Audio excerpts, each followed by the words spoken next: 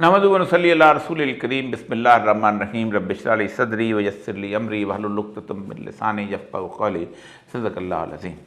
मज़ हज़रात, general Qamar Javed Bajwa साहब जब से रिटायर हुए हैं अपने आप को ख़बरों की जीनत बनाए रखे हुए हैं।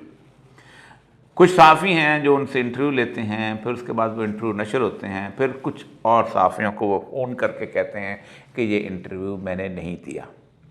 किसी जर्नल के इंटरव्यू को इस तरह नशर करने के बाद अगर इस्टेब्लिशमेंट मुकम्मल तौर पे खामोश है तो इसका मतलब ये है कि दाल में कुछ काला है।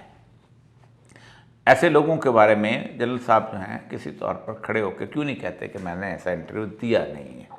एक ख़ास मकसद के लिए कुछ लोगों को बदनाम करने या कुछ से सूरत हाल को कन्फ्यूजन का शिकार करने, एक ऐसी कैफियत पैदा करने कि जैसे पता नहीं जनरल बाजवा साहब जो थे वो पुतलियों का तमाशा चला रहे थे और सब कुछ यही लोग करते हैं, बाकी अवाम 22 करोड़ की ऐसे की तैसे, उनकी कोई हैसियत नहीं। इस दौरान जनरल साहब ने मेरे बारे में भी कुछ गुफ्तगू की, अगरचे कि मैं उसकी मुकम्मल वजाहत जो है वो हकीकत टीवी पे कर चुका हूँ और उन्होंने मेरे उस ऑडियो को बाकायदा नशर भी किया है। लेकिन दोस्तों ने कहा कि नहीं, आप हम बराह रास्त सुनना चाहते हैं और देखना चाहते हैं कि आपका क्या है। मैं एक बात बताऊं कि मैंने कभी ज़िंदगी के अंदर किसी किस्म की कॉरिडोर्स ऑफ पावर्स जो हैं उनके साथ कभी भी मेरा कोई राब्ता, कभी वास्ता नहीं रहा। मैं वाहिद कॉलम निगार हूँ जो आज तक किसी वज़ीर आज़म, किसी सदर के साथ सरकारी दौरे पे नहीं गया और मैंने कभी किसी किस्म की कोई ऐसी मुराद लेने की कोशिश नहीं की जो इससे वाबस्ता थे। मैं उन लोगों में से शामिल नहीं हूँ जो सरकारी दौरों पे जाएं और वापसी पे तोशाखाने की घड़ियाँ भी लें। मैं सेक्रेटरी इंफॉर्मेशन रहा हूँ 2008 के दौरान, और उस दौरान मैं 2 कॉलोनियाँ थीं जो सहाफ़ियों की कॉलोनियाँ थीं, उनका MD होता था, एक रावलपिंडी की और एक लाहौर की। इसके साथ साथ उस दौरान मुल्तान की जो कॉलोनी थी वो बनी थी, जिसके तकरीबन बुनियादी सारे जितने भी अलॉटमेंट लेटर हैं वो मेरे दस्तखत से जारी हुए थे। हर सेक्रेटरी जो उन दौरान में आया है उसके कम से कम 1 प्लॉट और ज़्यादा से ज़्यादा 2 प्लॉट इन कॉलोनियों में मौजूद हैं, लेकिन मैंने ख़ास तौर पे इनकार किया था और मैंने कोई प्लॉट नहीं लिया था। मुझे बहैसियत से कॉलम निगार प्लॉट देने की भी ऑफ़र प्रोजलाई साहब ने की थी, उसको भी मैंने रिफ्यूज़ कर दिया था और मैंने कहा था कि मुझे 1988 में जब मैं असिस्टेंट कमिश्नर कोयटा था तो उस वक़्त पहली दफ़ा अकबर बुगटी साहब के ज़माने में प्लॉट ऑफ़र किया गया था चिल्टन हाउसिंग स्कीम में कि क्योंकि मैंने उसकी एक्विजिशन की थी तो मुझे बुगटी साहब ने मुझे कहा कि ये प्लॉट आपका है। तो उस जो MD थे, QDA के डायरेक्टर जनरल थे, उन्होंने वो प्लॉट का कागज़ जब लेके आए तो मैंने कहा जी किस इनाम में है, तो उन्होंने कहा आपने एक्विजिशन की है और जगह खाली करा के दी है। तो मैंने कहा था उसकी मुझे हर महीने तनख्वाह मिलती है, बेशक कम है लेकिन मैं उस तनख्वाह से ही ये काम करता हूँ। इसी तरह सिविल सर्विस में अल्लाह तबारक तआला ने मुझे पूरी ज़िंदगी 32 साल किसी किस्म की प्लॉट की लानत से महफूज रखा। मैं किसी किस्म का कोई स्कॉलरशिप लेके पाकिस्तान के इस सिविल सर्विस के अंदर पढ़ने भी नहीं गया जो हमारे अक्सर सिविल सर्विस के लोग होते हैं। मैंने अपनी सिविल सर्विस के दौरान किसी किस्म की क्लब की मेंबरशिप नहीं ली। हालांकि जब हम सिविल सर्विसेज एकेडमी में थे तो जिमखाना की मेंबरशिप जो थी वो ऐसे थी कि जैसे हमें कागज़ दे दिया जाता है और जिमखाना की मेंबरशिप मिल जाती है, क्योंकि मैं बुनियादी तौर पर समझता हूँ कि प्लॉट भी थे वो 22 करोड़ आवाम की मलकियत हैं। अगर तो 22 करोड़ आवाम को तकसीम कर दी जाए सरकारी ज़मीन तो मेरे हिस्से में भी जो है वो मैं ले लूँगा। इसी तरह ये जो जिमखाना वगैरह के मामला हैं ये भी ऐसे ही हैं कि एक सब्सिडाइज किस्म का ग्रांट्स गवर्नमेंट्स की लेके एक गोल्फ कोर्स बनाया जाता है और इस तरह की सूरत हाल जो है उसमें लोग जो हैं वो अय्याशी करते हैं और कम कीमत पर खाना भी खाते हैं। बाजवा साहब के मामले के अंदर मामला जो है कि बाजवा साहब जो थे उनसे मैं कैसे मिला। हालांकि परवेज़ मुशर्रफ से लेके इन सारे लोगों के साथ मैंने काम किया है, मैंने इनसे मुलाकात रही है, नवाज शरीफ से भी रही है, जरदारी और बेनज़ीर के ज़माने में भी मुलाकात रही है, लेकिन सिर्फ सरकारी लेवल के हद तक जितना को मुझे उनकी ज़रूरत होती, उन्हें मेरी ज़रूरत होती थी या मुझे उस मीटिंग में जाना पड़ता था। लेकिन इस दफ़ा ऐसा हुआ कि मैं बाजवा साहब के ज़माने में जब बाजवा साहब का मामला ये हुआ कि जब तहरीक लब्बैक के अफजल कादरी साहब ने एक फतवा जारी किया आसिया मसीह केस के बाद कि हम उन लोगों को कहते हैं जो गनमैन्स हैं ताकि वो अपने बॉस जो हों या सरबराह हों उनको वो कत्ल कर सकते हैं, और ये बिल्कुल जायज़ है। इस दौरान मुझसे मेरे एक दोस्त हैं असलम खान साहब, उन्होंने रब्ता किया कि chief of army staff Qamar Javed Bajwa साहब आपसे मिलना चाहते हैं। बाजवा साहब से मुलाकात के लिए वक्त तय हुआ तो मैं यहाँ से गया, और आप सोचें कि असलम खान साहब की एक अपनी छोटी सी गाड़ी के अंदर मुझे वहाँ ले जाया गया, और दरवाज़े पर, चूँकि मैं बहुत बदनाम आदमी हूँ अमेरिका में भी, आज भी 34 ममालिक ऐसे हैं जिनमें मेरा दाखिला मना है, उन्होंने वहाँ पर मुझे लिखा दरवाजे पर कि Aslam Khan and his friend. जब हम अंदर दाखिल हुए तो बाजवा साहब जो थे वो दरवाजे के ऊपर आर्मी हाउस के रिसीव कर रहे थे, अंदर लेके गए, और दरवाजे के अंदर दाखिल हुआ तो एक बहुत बड़ी लॉबी सी आती है जिसके अंदर उनकी तस्वीरें लगी हुई थी, खाना काबा के अंदर जाते हुए, बाहर निकलते हुए, और इस तरह की बड़ी मजहबी किस्म की तस्वीरें। तो मुझसे उन्होंने पहला सवाल ये किया, और साहब आपने हज किया हुआ है? मैंने कहा अल्लाह के फजल से मैंने 2 हज किए हुए हैं। आपने उम्रा? मैंने कहा अल्लाह ने बहुत तौफीक दी। आप कभी खाना काबा के अंदर गए? मैंने कहा नहीं, मैं कभी खाना काबा के अंदर जाने की तौफीक नहीं हुई, क्योंकि मेरी ऐसी हालत तफियत नहीं है, ना मैं इतने किसी आर्मी चीफ या किसी उसके अंतराज में वहाँ गया हूँ कि मुझे अंदर जाने का मौका मिल सके। तो उन्होंने कहा मैं गया हूँ। फिर उसके बाद इसी तरीके में दिखाते दिखाते उन्होंने, साथ ही बेनज़ीर का कमरा था, क्योंकि ये पहले भुट्टो साहब का घर होता था, ये देखें ये पिंकीज़ रूम इसको कहते हैं हम, ये वहाँ रहती थी। और मुझे उन्हें कहा देखें और साहब आप देखें कि एक आदमी जो कि फ़ौज में अंदर आता है तो बाकायदा एक सर्टिफिकेट देता है कि मैं रसूल अकरम सल्लल्लाहु अलैहि वसल्लम को ख़ातमुन नबिय्यीन मानता हूँ, और मैं मिर्ज़ा ग़ुलाम अहमद कादियानी को काफ़िर और ज़िंदीक़ समझता हूँ। तो क्या इस पर यकीन नहीं करना चाहिए? मैंने कहा मुझे इस पर बिल्कुल यकीन है, और मैंने इसलिए भी यकीन करता हूँ कि आपके कादियानी ना होने की गवाही जो है वो अल्लामा ज़ाहिदुर राशिदी साहब ने दी थी, और ज़ाहिदुर राशिदी साहब जो हैं वो आपके गखड़ में पड़ोसी थे, और वो कहते थे कि आपके वालिद मोहतरम जो हैं वो वहाँ आए थे, और उनके ख़ानदान कादियानी था, लेकिन वो कादियानी नहीं हुए थे, वो वाहिद बाजवा थे जो बच गए थे, इसलिए मुझे आप पे तो कोई शक नहीं है। दूसरी बात मैंने उन्हें कही कि मैंने कहा आपके यकीन करने के बाद मैंने वाक़या उनको सुनाया उसामा बिन ज़ैद का, कि उसामा बिन ज़ैद जो थे साहबी थे, तो एक जगह गए, एक अंसारी साहबी भी थे, तो एक ईसाई जो था उस बस्ती पे हमला हुए, तो बस्ती पे ईसाई ने कलमा पढ़ लिया, तो अंसारी पीछे हट गया, लेकिन उसामा जो थे उन्होंने उसे कत्ल कर दिया।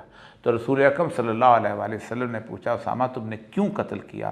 तो उन्होंने कहा या रसूलल्लाह उसने डर के कलमा पढ़ा। तो मैं तो आप सल्लल्लाहु अलैहि वसल्लम फरमाया तो उसामा क्या तुम उसके दिल में घुस गए थे? और क्या होगा क़यामत के दिन जो कलमा तेरे सामने आएगा तो क्या जवाब दोगे? और उस पर फिर रसूल सल्लल्लाहु अलैहि वसल्लम उठ के चले गए और कहा ऐ अल्लाह मैं उसामा के बाप में बरी हूँ। इस दौरान और भी बहुत सारी बातें होती रहीं, जिनमें से एक और भी उन्होंने बड़ी अपनी बात करने की कोशिश की, और उन्होंने कहा कि मैं और साहब एक बात बताऊं कि शादी से पहले तो आदमी बहुत हरकतें वरकतें करता रहता है, प्ले बॉय सा होता है, लेकिन शायद अब मैं शादी के बाद मैं मुकम्मल तौर पर ठीक। मैंने कहा ये आपका ज़ाती मतलब। मेरी इस गुफ्तगू की जो तकरीबन 2-2.5 घंटे हम वहाँ रहे, उसमें असलम खान साहब और एक और रिटायर्ड ब्रिगेडियर साहब भी वहाँ मौजूद थे। उसके बाद जाहिर बात है कि ये एक मुझ पे लाजम बनता था कि मैं एक कॉलम उनके लिए लिखूं कि ताकि ये गवाही दे सकें जो एक आदमी इतनी बड़ी गवाही मेरे सामने देता है। लेकिन उस कॉलम से पहले एक हैरानकुन वाक़या हुआ। मेरे एक दोस्त हैं ब्रिगेडियर सिकंदर साहब, वो हम दोनों बैचमेट थे स्टाफ कॉलेज लाहौर के अंदर। वो आर्मी से वहाँ आए हुए थे, तो मैं उनसे मिलने गया, डिफेंस राया के वो सेक्रेटरी होते थे। तो उनको मैंने बताया मैं भी मिल के आया हूँ। तो उन्होंने कहा मैं आपको एक और वाक़या सुनाता हूँ कि एक ख्वाब है। ख्वाब ये था, उन्होंने कहा कि एक शख्स थे प्रोफेसर शहजाद साहब कराची में। प्रोफेसर शहजाद साहब जो हैं ये बहुत नेक और साले आदमी थे, और अक्सर लोग जो थे उनसे मिलने जाया करते थे। तो वो कहते हैं कि मैं यहाँ से उस वक़्त कश्मीर रेजिमेंटल सेंटर का सरबराह था। तो मैं आज़ाद कश्मीर मुज़फ़्फ़राबाद से आ रहा था, तो रास्ते में एबटाबाद से मेरे एक और दोस्त जो है वो जो बलोच रेजिमेंटल सेंटर के ब्रिगेडियर थे, मैं उनके पास रुका, तो वहाँ प्रोफेसर शहजाद साहब आए हुए थे। तो प्रोफेसर शहजाद साहब ने आके मुझे कहा کہ ابراہیم صاحب نے وہاں کہا کہ میں خواب ایک دیکھا ہے جس میں رسول اکرم صلی اللہ علیہ وآلہ وسلم موجود ہیں، تو حضرت عمر جو ہیں وہ ایک شخص باجوہ نامی کسی شخص کو لے کے آتے ہیں جو فوج جرنیل ہے، تو وہاں بٹھاتے ہیں، تو کچھ چیز نبی اکرم دینا چاہتے ہیں لیکن وہ انہیں الٹے ہاتھ سے لینے کی کوشش کرتے ہیں، جس پہ وہ جھٹک دیا جاتا ہے اور اتنے میں کچھ پتہ نہیں چلتا کیا ہوا، لیکن اندازہ ہوتا ہے کہ وہ چیز ان کو دے دی گئی۔ اس خواب کے بعد انہوں نے پوچھا آپ کے ہاں کوئی باجوہ جرنیل ہے؟ تو انہوں نے کہا ہمارے ہاں تو 4 باجوہ جرنیل ہیں۔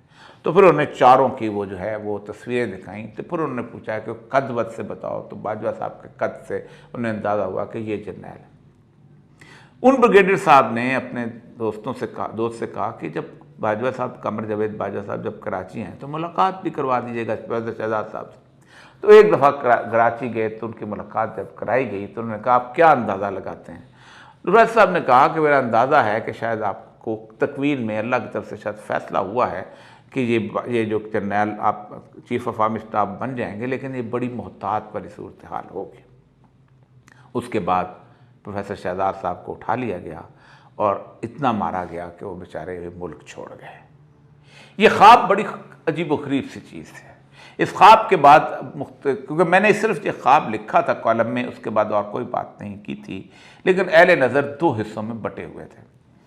ایک اہل نظر جو ہے تو جو خواب کی تعبیر میں سمجھتے تھے کہ ہو سکتا ہے حضرت عمر کی اس دھمکی کام آ گئی ہو، کیونکہ تکوین میں فیصلہ جو تھا اللہ کی طرف سے ہو گیا ہوا تھا کہ اس شخص نے بننا ہے، لیکن وارننگ دکھائی گئی تھی کہ یہ شخص جو ہے یہ الٹے ہاتھ سے فائل پکڑ رہا ہے، تو اس کی نیت کا فطور موجود ہے۔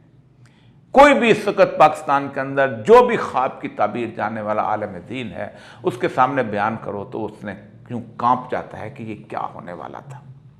تو ہم لوگ ظاہر بات ہے خاموش رہے کہ ظاہر بات ہے یہ خواب ہے، اور خواب کو حقیقت کے گمان نہیں لیا جاتا، لیکن وارننگ دی گئی تھی کہ سنبھل کے۔ یہ ہے وہ کیفیت جو اس خواب کے اندر تھی، اس لیے میں نے اس کو انٹرپریٹ کرنا مناسب نہیں سمجھا۔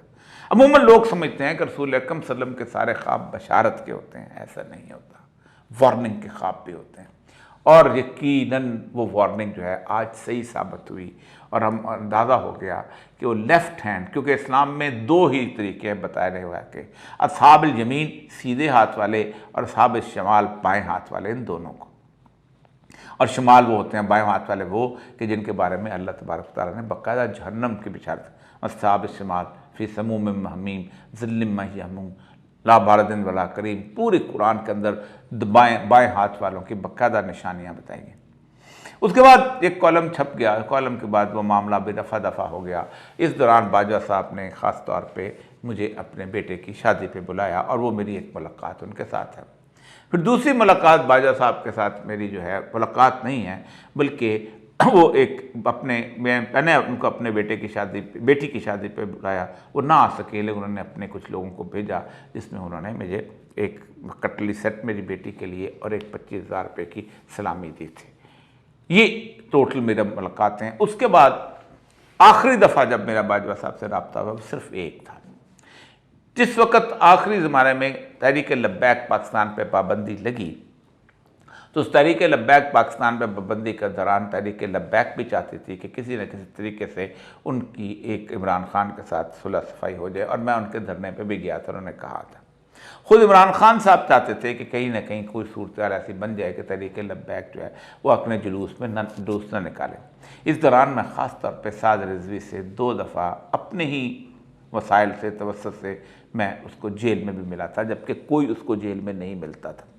پھر اس کے بعد میں نے ان سے رابطہ کیا تو عمران خان سے اعجاز چوہدری صاحب کے ذریعے، تو میں وہاں گیا اور انہوں نے کہا تھا ہمارے 3 مطالبات ہیں۔ پہلا مطالبہ یہ ہے کہ پابندی ہٹائی جائے، دوسرا مطالبہ یہ ہے کہ ہم پہ یہ جو CTD وغیرہ کے کیسز ہیں جو دفعہ لگی ہوئی ہے یہ ختم کی جائے، اور تیسرا یہ تھا کہ عدالتوں کے کیس۔ تو میں نے کہا کہ 2 تو ہو سکتے ہیں، عدالتوں کے کیس عمران خان کے حق میں نہیں۔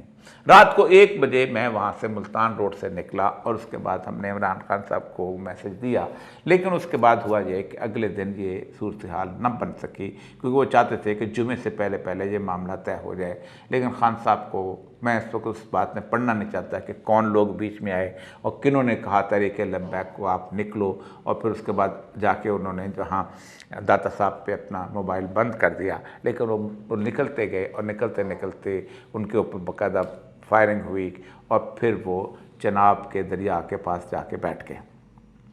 इस दौरान बाजा साहब के समधी जो हैं, उनके छोटे भाई, मिट्ठू के छोटे भाई शाहिद काजी साहब मेरे पास घर पे तशरीफ़ लाए।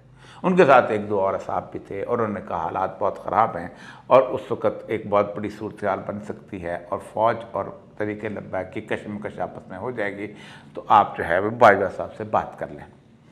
तो मेरी उस वक़्त मेरी बाजवा साहब से उन्होंने बात कराई। अल्लाह का शुक्र कि मैंने स्पीकर ऑन रखा हुआ था और बाजवा साहब जो थे वो बोल रहे थे और बाजवा साहब ने कहा कि मैं अपने वालिद की कब्र पर खड़ा हूँ और मैं झूठ नहीं बोल रहा।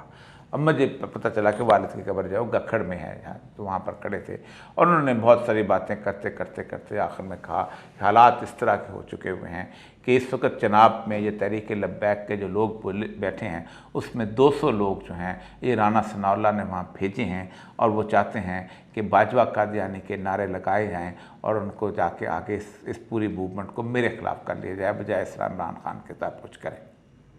इस दौरान उन्होंने कहा कि आप रात को तशरीफ़ ले आएँ, लेकिन दूध का जला छाछ भी फूंक फूंक कर पीता है। मुझे अंदाज़ा था कि मुझे वहाँ नहीं जाना चाहिए, इसलिए मैं नहीं गया, क्योंकि उस दौरान मुफ्ती मुनीब साहब को भी वहाँ पहुँचना था और कलीकील की मिलंडी और फ़ारूकी साहब को भी पहुँचना था और फिर साद रज़ी को भी वहाँ से वो ले गए थे वहाँ इस्लामाबाद, तो वहाँ उनका मुआहदा हो गया। ये कुल मेरी और बाजवा साहब का या किसी भी हुक्मरान की मेरी और आपस के ताल्लुकात की कहानी है। इसके अलावा न मैंने कभी किसी साहिब हुक्मरान से मुलाकात की, न मुझे अल्लाह का फ़ज़ल है उन ब्रीफिंग में बुलाया जाता है जिनमें सारे लोग शरीक होते हैं। सिर्फ़ एक ब्रीफिंग में मैं गया था और वो भी कियानी ने बुलाया था, न उससे पहले कभी गया न भी किया। ये है उस सारी कहानी का लुब्ब-ए-लुबाब। बाजवा साहब जो कह रहे हैं, जिनके बारे में कह रहे हैं, जिस किस्म के वो जवाब दे रहे हैं, उनसे जवाबात से लगता यही है कि शायद ये सारे सहाफ़ी जो थे ये किसी न किसी मामले के अंदर कहीं ना कहीं कोई ना कोई किरदार ज़रूर अदा कर सकते हैं। ये अपने जवाब खुद दे सकते हैं और वो जवाब दे भी रहे हैं। मेरा बाजवा साहब का ताल्लुक़ एक आलम खौफ में था, वो खौफ मुझ पर नहीं था, वो खौफ उस वक़्त बाजवा साहब पे था। मैं नहीं बताऊंगा कि वो खौफ कैसा होता है, क्या कैफियत होती है, लेकिन मुझे वहाँ बुलाया गया था कुछ देने के लिए नहीं, बल्कि मुझसे कुछ लेने के लिए बुलाया गया था और उस लेने का मुआवजा बाजवा साहब दे दिया कि मैं झूठ बोलता हूँ। रसूल अकरम सल्लल्लाहु अलैहि वसल्लम के नाम पर झूठ बोलना जो है आग को दावत देना है और आखिरत की आग को। बाजवा साहब झूठ आपने बोला है, आपने कहा मुझे बशारतें होती थी, ख्वाब देखता था, ये ख्वाब मैंने नहीं देखा था और आपको पता था ये ख्वाब किसने देखा है।